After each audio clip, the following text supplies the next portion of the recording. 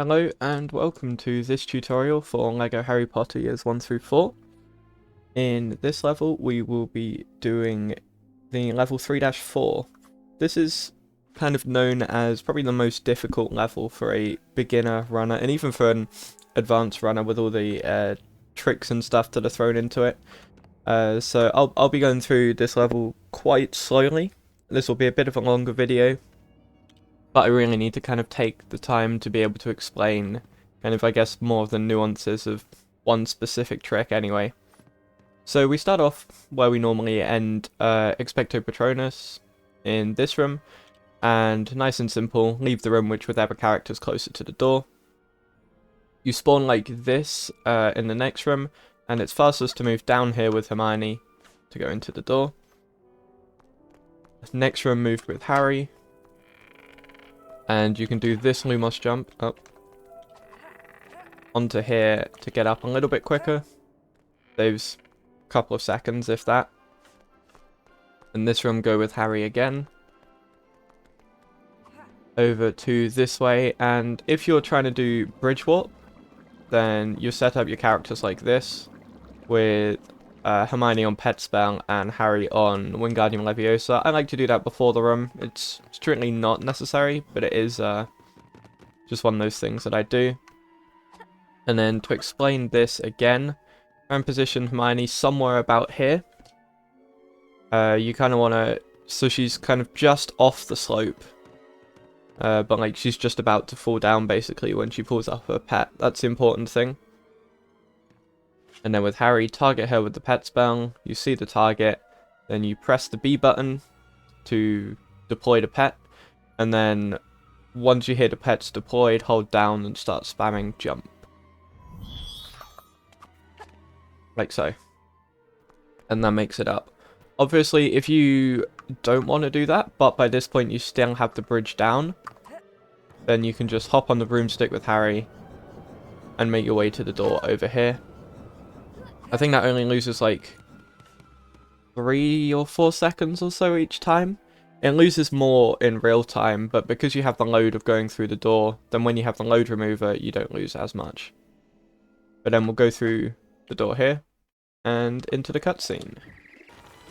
Okay, so once you spawn into the level itself, this is where probably the most difficult trick that I'd even contemplate suggesting someone does in a beginner run.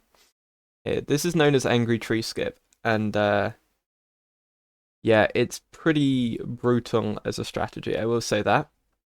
The premise of it, however, is very simple. What I'm going to do is I'm going to make my way over to the right with both characters, and I want to transfig Hermione relatively soon-ish. What you can kind of do is you can kind of judge it on the number of cycles in terms of the transfig swapping. Because the transfig spell, the red spell, will alternate between Transfiguration and Expelliarmus. And ideally we want to transfigurate on, I think it's a third cycle. Third or fourth cycle are fine. I don't think I've ever been able to make second cycle, but also doing that allows us to time it a little bit better with the tree itself. So we'll do that here. We'll make our way over to the right. And shoot Hermione like that. And now what you want to do with Hermione is you want to position her kind of up here in a kind of upright direction. And you can drop out Harry because Harry's not needed now. So somewhere along this bit in an upright direction. You can't be too close to the left. But yeah, and then what you do is you jump up. You see, if you get it on the third or fourth cycle, like I've done here, the tree is in like its vulnerable stage. In the sense that it comes down and like it won't it's not waving around or anything, because it waving around is really bad because it has the possibility to knock you out of the transfig jump in the wall. We really want to make sure we make this cycle basically. If you miss it, it's a bit riskier basically, and you just kind of got to hope. One thing I will say about this strat, this is the hardest strat in a kind of that I'd even contemplate recommending in a beginner run. Like I said, it saves about 1.25 minutes. over doing the regular strat. There is no alternative strat. So you either play the boss fight casually, where in this vulnerable state you like jump into the hand and then shoot things on top of the tree and do that 3 times. You either do that or you do this strat. There's no in between. But yeah, so what we're going to do is we're going to obviously jump up here. Okay, that messed up. So I'm going to be in the hands of RNG now. We'll see how this works.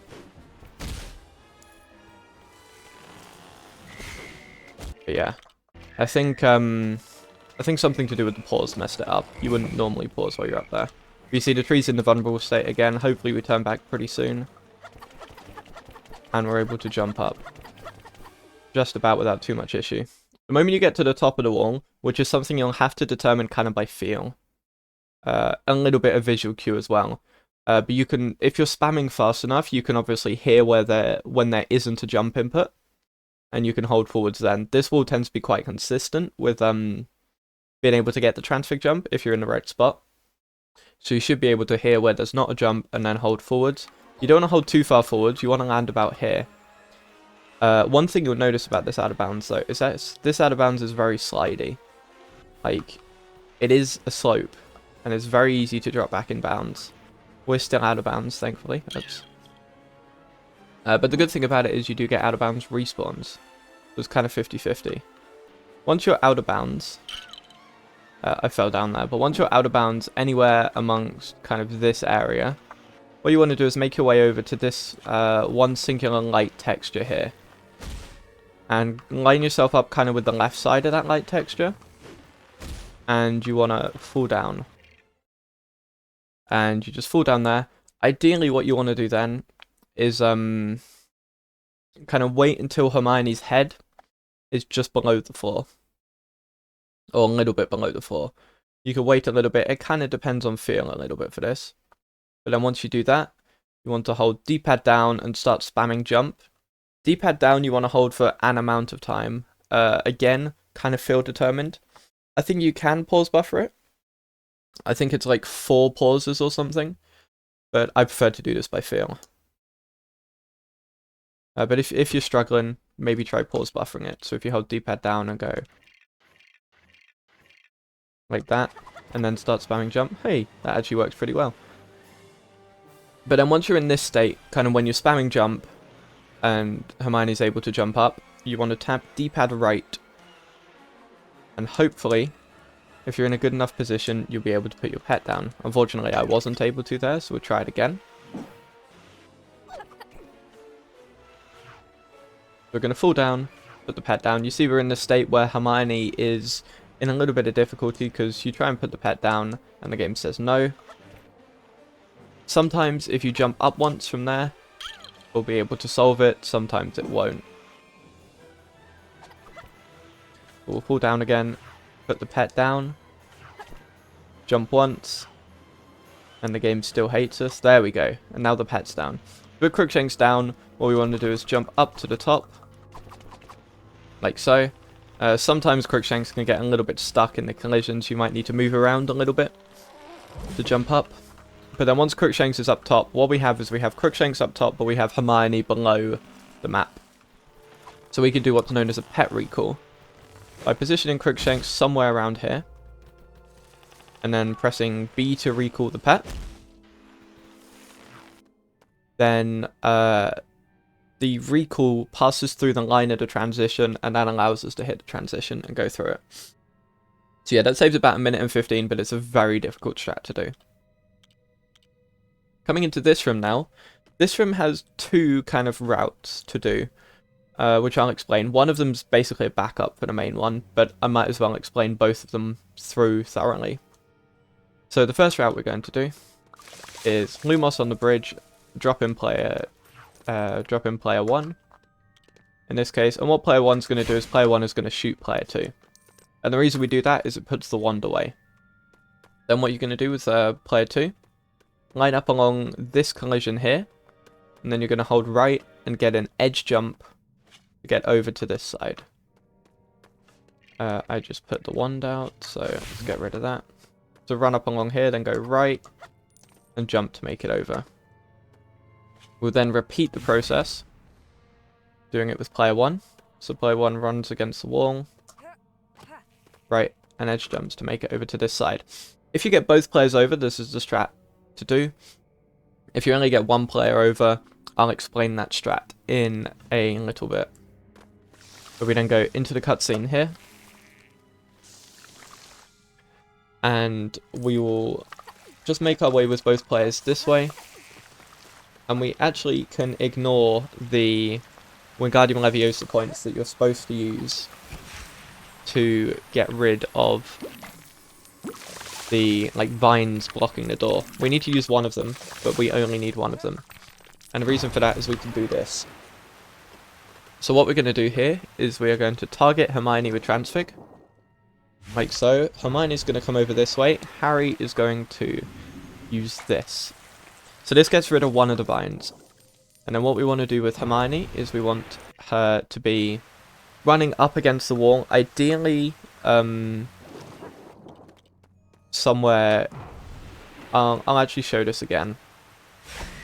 So Hermione runs up against the wall. But you'll be able to see as you move down, there are spaces where Hermione can walk a bit better and spaces where Hermione can't. But basically you want to be quite close to that bottom step in a position, and then Hermione can go through the wall, like so. And then we go into the next room. So doing this room again, but if one of the players falls down, so, oops, say I go for it with player 2, and make it, but then I try it with player 1, and for some reason, whatever that reason may be, I don't make it.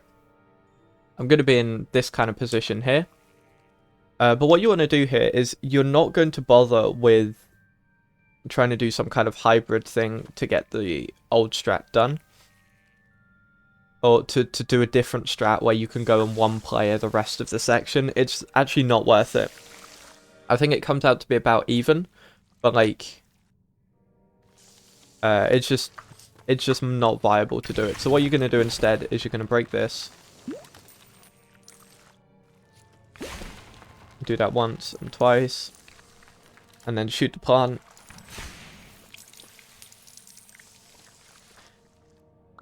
And then you're just going to do the same thing as you were.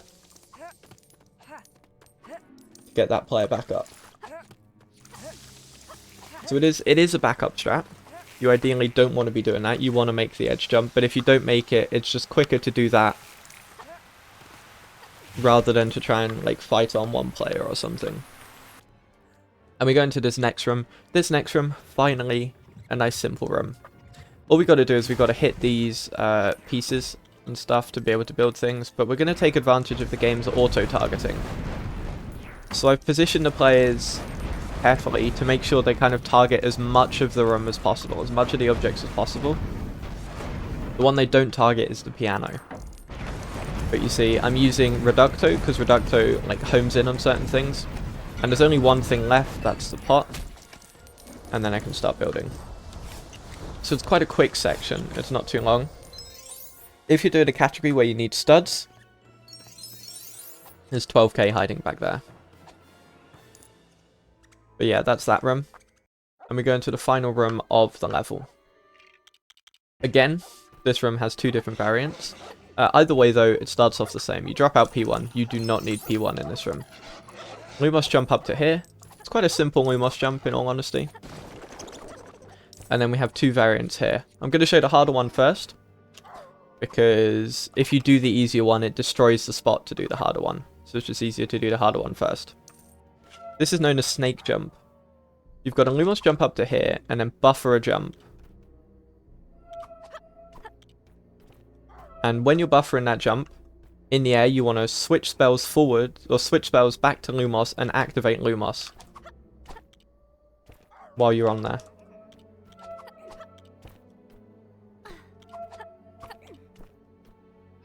Now this is very annoying to do, because Hermione likes to be pushed off like this.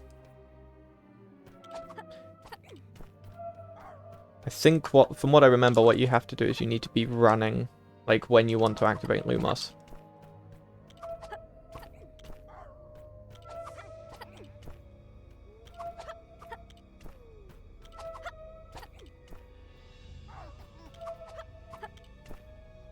There we go.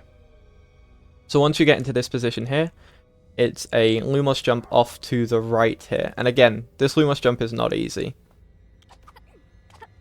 But you can just about make it up here. So if I try and show that again.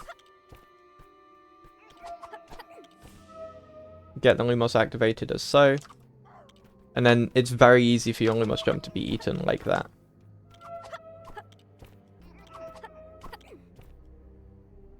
But yeah, once you get your Lumos activated here, jump over to the right, and there is a little bit of an edge you can kind of jump on here, but I wouldn't obviously try and go for it.